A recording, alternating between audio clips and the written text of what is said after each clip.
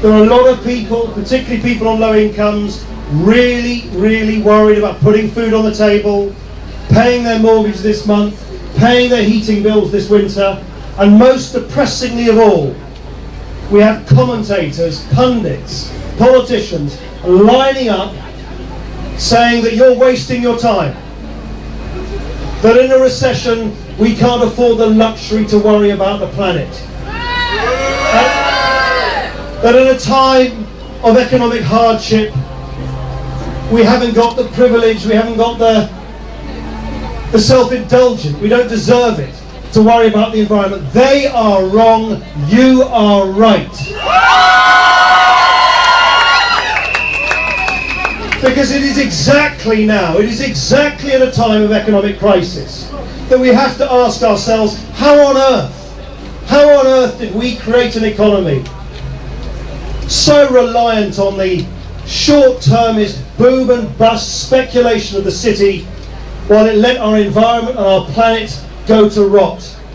How on earth did we create an economy which is not only socially unjust but environmentally unsustainable? How on earth did we create an economy in which this government in there, over there, is spending £37 billion bailing out the bankers who got ourselves into the mess in the first place, and yet they won't lift a finger to really help us build the green economy of the future? And that is why I say to you, no to a third runway in Heathrow. No to King's North. And no to spending £12.5 billion of our money to give us a short-term VAT cut, which we'll all have to pay for in the future, when every penny of that money should be spent on public transport, on green energy, on sustainable housing for the future.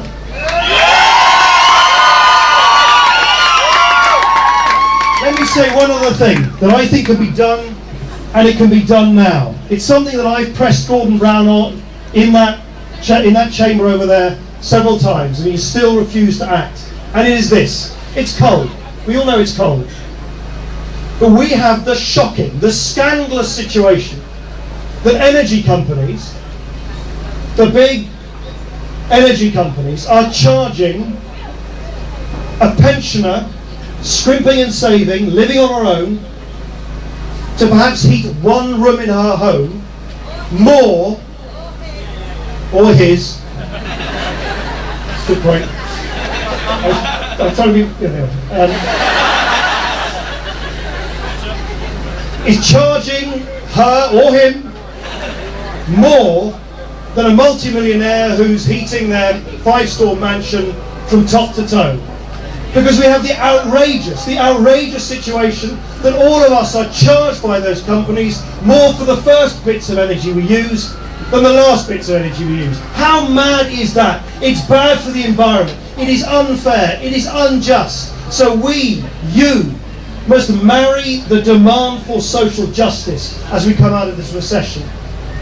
A demand for a fairer economy, a fairer Britain, with your passionate commitment to a greener Britain and a greener world too. So yes, there are plenty of reasons to be gloomy, but I come to you in a spirit of celebration that you are here in such large numbers, that there are countless demonstrations like this taking place around the world as well, but also in hope that we will learn the lessons of the errors that we have made in the past and come out of this recession a fairer, a greener nation. Thank you very much indeed.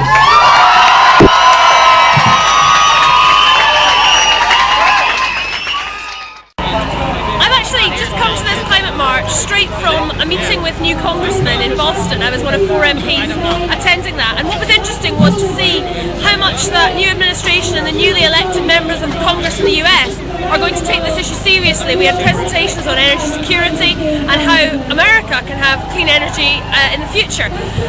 Action hopefully will be taking place across in America, and of course this week we've had the negotiations in Poznan in Poland.